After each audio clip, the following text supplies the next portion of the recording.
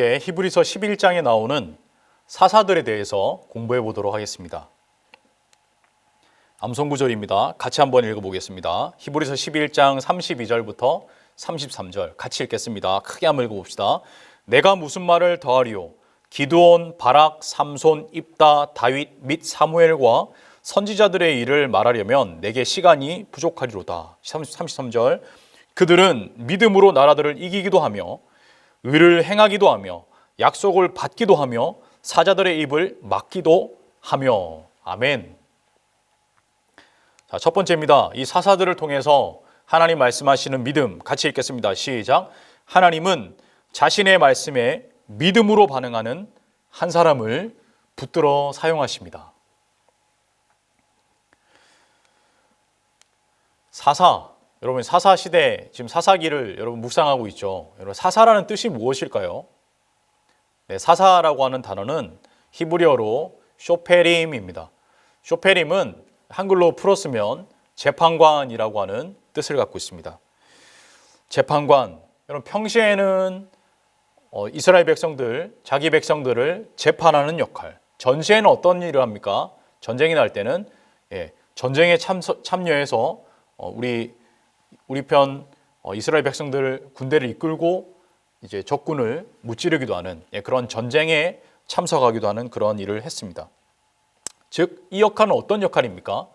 왕의 역할입니다. 또한 사사가 했던 일 가운데 이스라엘 백성들의 문제를 가지고 하나님 앞에 나아가는 일을 했습니다. 이건 어떤 역할입니까? 제사장의 역할입니다. 그리고 또 하나님께서 이렇게 말씀하셨음을 이스라엘 백성들에게 전해주는 역할도 했습니다. 이것은 무슨 역할이죠?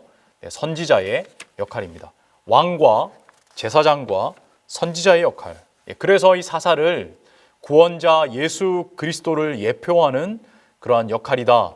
이렇게도 많은 신학자들이 말씀하기도 합니다. 여러분, 그런데 여러분 이 인간 사사들의 특징은 뭡니까? 예, 맞습니다. 불완전하다는 겁니다. 아주 불완전합니다. 사사를 보면 어떻게 이런 사람이 사사가 됐을까라고 생각되는 그런 분들이 참 많이 있습니다. 그러나 이번 시간에 우리가 이렇게 제일 처음에 읽었던 그 1번의 이 큰 제목이 무엇입니까? 한 번 더 읽어볼까요? 시작. 하나님은 자신의 말씀에 믿음으로 반응하는 한 사람을 붙들어 사용하십니다. 하나님은 자신의 말씀에 믿음으로 반응한 그 한 사람을 꼭 부족하지만, 참 많이 부족하지만 하나님께서 꼭 붙들어서 사용하심을 사사들을 통해서 볼 수 있습니다. 여러분, 하나님께서 사용하시는 귀한 그릇들이 되시기를 간절히 축복합니다. 여러분, 이 사사들 연약하고 부족했지만 하나님께서 꼭 붙들어 사용하셨던 것처럼 우리의 인생도 하나님께 이렇게 붙들려 쓰임받기를 간절히 바랍니다. 여러분, 이 그림은 제가 핵심 성경 탐구 강의할 때 사용하는 그림인데요. 여러분, 핵심 성경 탐구 혹시 못 들으신 분이 있다면 꼭 한번 들어보시기 바랍니다.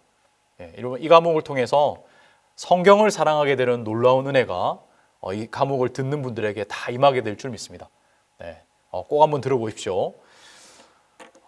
지금 이 사사가 있는데요.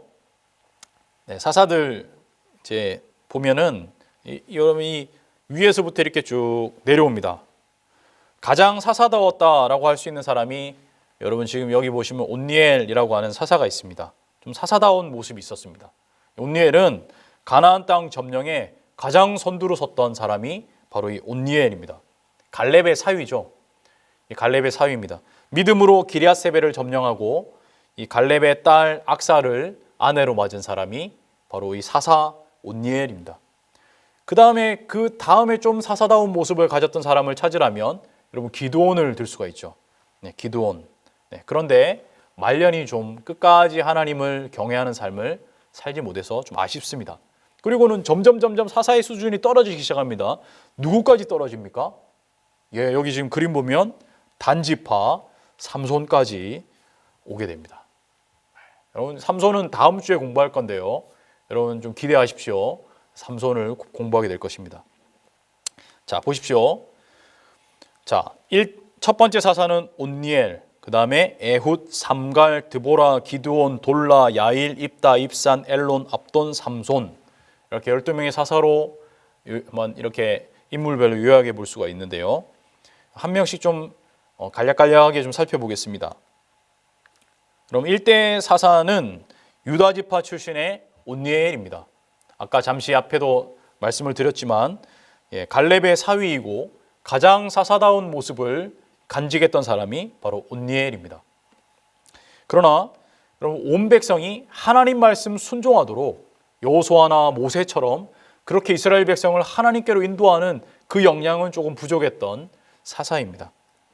메소포타미아의 구산 리사다임 왕에게서부터 구원합니다. 이대 사사는 누굽니까? 여러분 이대 사사는 에훗이라는 사사입니다. 여러분 지금 에훗이라고 하는 사사가 칼을 지금 어디 손으로 잡고 있습니까? 오른쪽입니까? 왼손입니까? 여러분 왼쪽으로 잡고 있습니다. 여러분 하나님을 표현할 때 하나님의 전능하신 손 할 때 하나님의 오른손, 유대의 히브리적인 사고 속에 오른손이라고 하는 것은 강한 손입니다. 왼손은 그 반대되는 손이겠죠. 약한 손이고요. 그러니까 이 왼손잡이 에훗, 이 에훗을 표현할 때 성경에 왼손잡이 에훗, 베냐민 사람 이 게라의 아들은 왼손잡이였더라, 왼손잡이 에훗이었더라 이렇게 표현하는데 이 말은 좀 대부분의 주류 학자들이 설명할 때에는 이 오른손을 사용하지 못하는 오른손에 장애가 있는 이라고 표현을 하기도 합니다. 그러니까 오른손에 장애가 있어서 그러니까 왼손잡이만이라는 그런 표현이 아니라 장애인이라는 표시도 갖고 있는 그런 사사.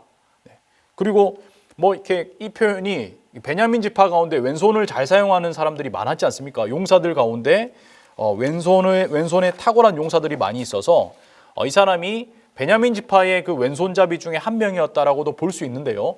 그렇다고 할지라도 지금 이 베냐민 지파의 이 에훗이라고 하는 사사는 우리가 생각하는 주류 사사에는 포함되지 못하는 그런 비주류, 장애가 있거나 오른손을 사용하지 못하는 왼손잡이였거나 그렇게 주류에는 들지 못하는 그런 왼손잡이라는 걸 강조하고 있는 모습을 볼 수 있습니다. 그러니까 강한 자가 아니라 약한 자였고요.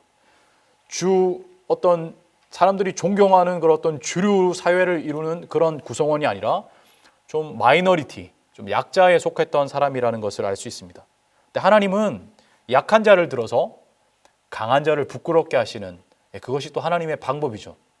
하나님을 더 드러내게 할 수 있는 사람이라면 자신이 드러나는 것이 아니라 하나님이 정말 존귀하신 하나님이고 전능하신 하나님이라는 것을 드러내는 사람이라면 하나님은 그 약한 사람을 통해서도 강한 자를 부끄럽게 하시고 하나님의 전능하신 일에 쓰시기도 하십니다.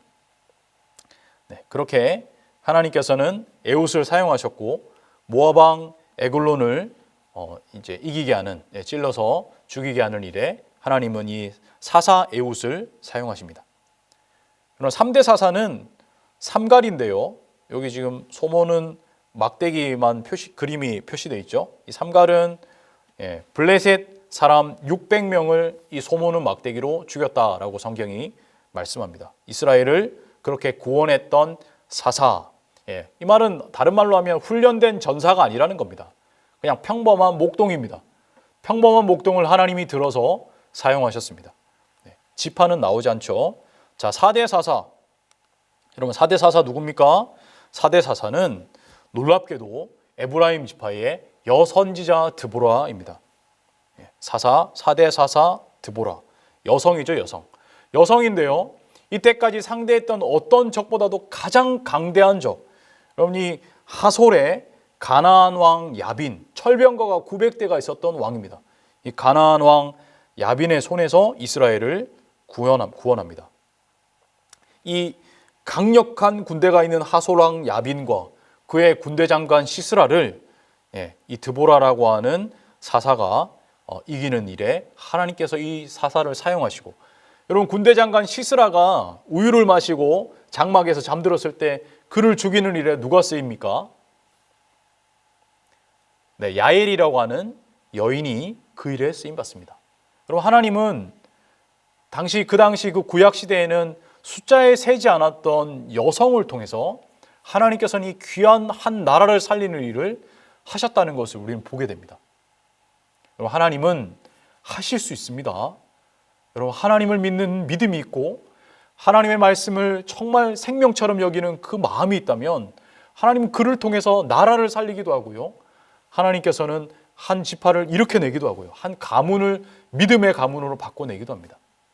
여러분, 하나님 말씀 믿으시기를 간절히 축복합니다. 자, 그 다음에 5대 사사가 누굽니까? 5대 사사는 기드온이죠. 기드온입니다.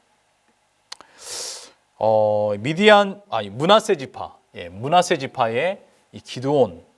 이 기드온은 미디안의 손에서 이스라엘을 구원해냅니다. 처음에는 정말 순수하게 하나님의 말씀을 믿고 우상을 타파하죠. 그렇게 사사의 일을 잘 감당합니다. 근데 그의 말년은 어떻게 됩니까? 나중에 탈취한 그 금 귀고리를 가지고 에봇을 하나 만듭니다. 그리고는 이 에봇을 만들어서 놓는 이것이 빌미가 되어서 이스라엘 백성들이 이 에봇을 음란하게 하나님이라고 믿고 섬기게 되는 그러한 빌미를 제공했던 사람이 바로 기드온입니다. 기드온은 아내가 참 많았습니다. 이것도 하나님 말씀 그 율법과는 좀 다른 인생이죠, 그죠? 아내를 너무나 많이 두어서 낳은 아들만 70명입니다. 여러분, 그 사사기 묵상하시면서 깜짝 놀라셨죠? 기드온이 낳은 아들이 70명이고 그 가운데에 또 세겜에 있는 처백에서 낳은 아들이 한 명 있었는데 누굽니까? 아비멜렉이라는 아들을 낳았죠. 그 아들이 70명의 기드온의 아들들을 한 바위 위에다가 올려놓고 한 번에 다 죽이고 자기의 왕이 되지 않습니까? 근데 요담이라고 하는 막내 아들은 하나님께서 숨기십니다. 그래서 이 아비멜렉을 또 이렇게 심판하는 일에 도구로 사용하십니다. 이 아비멜렉 어떻게 죽습니까? 아비멜렉도 여인이 떨어뜨린 그 맷돌에 맞아서 죽게 되죠. 자, 6대 사사는 누굽니까? 6대 사사는 이제 돌라, 그다음에 7대 야일, 8대 입다, 9대 입산, 10대 엘론, 11대 압돈, 이렇게 쭉 연결되어지는데 이 가운데 8대 사사가 성경에서는 아주 길게 기록하고 있습니다. 여러분, 누구죠? 입다입니다. 입다. 사사 입다는 8대 사사 입다는 길르앗이 기생을 통해서 낳은 아들입니다. 여러분, 뭐 존경받겠습니까? 이 사회적인 신분 때문에 전혀 존경받지 못했고, 이 친구들이 누구였습니까? 이 친구들은 이 돕당에 거주하며 입다는 잡류와 함께 거주했다. 잡류는 뭐 깡패라는 거죠. 쉽게 그냥 깡패라는 겁니다. 깡패들하고 같이 거주했습니다. 이 하나님께서는 입다를 사용하셔서 암몬의 손에서 이스라엘 백성을 구해내십니다. 그러나 이 입다가 하나님 원하시지 않는 그런 서원을 하죠. 하나님, 저에게 승리를 허락해 주신다면 누구든지 가장 처음 제가 승리하고 집에 돌아갔을 때 저를 맞으러 나오는 자를 그를 하나님께 바치겠습니다. 하나님 이런 소원 원하지 않습니다. 율법에 그런 소원 하라고 말하지 않고 있습니다. 그러나 하나님께 희생제물로 드리겠다. 결국 누구를 희생제물로 드립니까? 자기 딸을 희생제물로 드립니다. 아버지가 승리하고 돌아왔을 때 딸이 너무나 반갑게 맞이하는데요, 그 딸을 약속한 대로 드립니다. 여러분, 이것은 암몬 자손이 섬기는 우상숭배의 한 방법 중에 하나입니다. 여러분, 하나님을 섬긴다는 사사가 암몬 자손의 그 어떤 풍습과 그 이방신을 섬기는 어린아이를 인신제사로 드리는 그런 제사 있지 않습니까? 그런 것을 또 믿고 따랐던 그런 연약하고 부족한 입다라고 하는 사사의 모습을 볼 수 있습니다. 하나님 정말 싫어하는 그런 제사의식이죠. 여러분, 다음 사사 누굽니까? 삼손입니다. 여러분, 다음 사사가 궁금하시면 다음 주 꼭 들으셔야 됩니다. 다음 주에 꼭 들으시기 바랍니다. 여러분, 이 사사들, 큰 승리를 이끌어낸 사사들입니다. 정말 너무나 대단한 승리를 사사들을 통해서 하나님께서 일으켰습니다. 그러나 이 사사들 가운데 완벽한 사람은 단 한 사람도 없습니다. 여러분, 이 강의를 들으시는 성도님들 가운데 완벽한 사람이 단 한 사람이라도 있으십니까? 한번 손 한번 들어보십시오. 뭐 용감하게 한두 명 손 드시는 것 같은데, 여러분, 완벽한 사람 한 명도 없습니다. 저도 완벽하지 않습니다. 완벽해서 하나님 저를 사용하시는 건 아닙니다. 여러분, 실제로 이 연약한 사사들, 이 사사들의 범죄가 사사기에 가득하게 적혀 있습니다. 하나님은 뭘 감추시지 않습니다. 아주 세밀하게 이들의 죄를 낱낱이 이 사사를 보는 많은 독자들, 성경을 읽는 하나님의 사람들이 이 사사들의 죄를 하나하나 다 보고 있습니다. 구약 성경은 이렇게 다 고발하고 있습니다. 그러나 여러분, 이들에게서 우리가 배워야 할 것도 하나님께서는 기록하고 있습니다. 뭘 배워야 합니까? 여러분이 사사를 통해서 우리가 배워야 하는 것이 뭡니까? 여러분 같이 한번 읽어볼까요? 천천히 읽어봅시다. 시작. 내가 무슨 말을 더하리요? 기드온, 바락, 삼손, 입다, 다윗 및 사무엘과 선지자들의 일을 말하려면 내게 시간이 부족하리로다. 그들은 믿음으로 나라들을 이기기도 하며 의를 행하기도 하며 약속을 받기도 하며 사자들의 입을 막기도 하며. 제가 노란색으로 이렇게 표시한 부분 한 번 더 읽어볼까요? 자, 시작. 그들은 믿음으로 나라들을 이기기도 하며. 여러분, 이들은 자신이 아무리 연약하고 자신이 아무리 부족하다 할지라도 이들에게는 하나님에 대한 믿음을 버리지 않는 모습이 있었습니다. 여러분, 이들은 하나님에 대한 믿음을 버리지 않았던 사람들입니다. 여러분, 사랑하는 성도 여러분, 어떤 순간이라도 어떤 상황이라도 여러분 하나님에 대한 믿음을 버리지 않는 성도님 되시기를 간절히 바랍니다. 여러분, 어떤 상황이 닥치더라도 여러분 다른 건 다 놓게 된다 할지라도 하나님만은 꼭 붙잡으시기를 간절히 축원합니다. 여러분, 여기에 비결이 있습니다.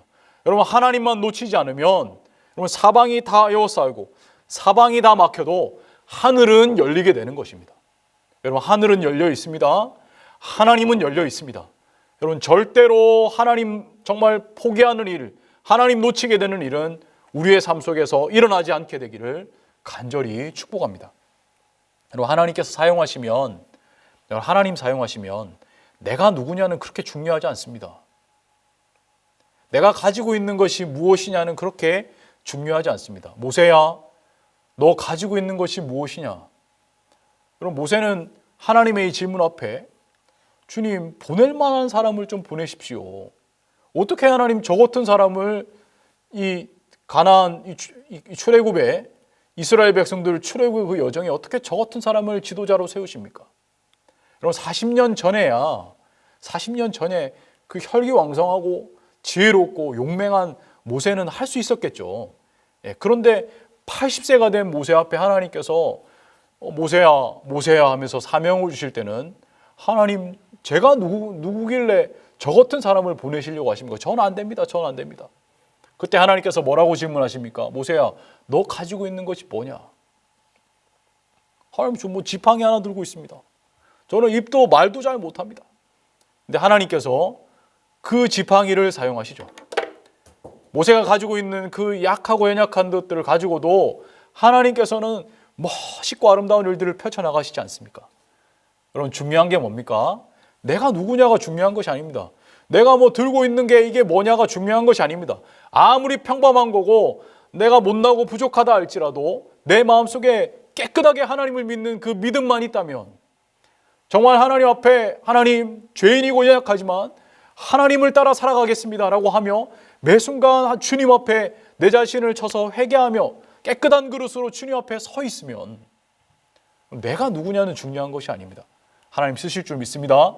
하나님께서 사용하시는 여러분과 여러분의 가문 되시기를 간절히 축원합니다.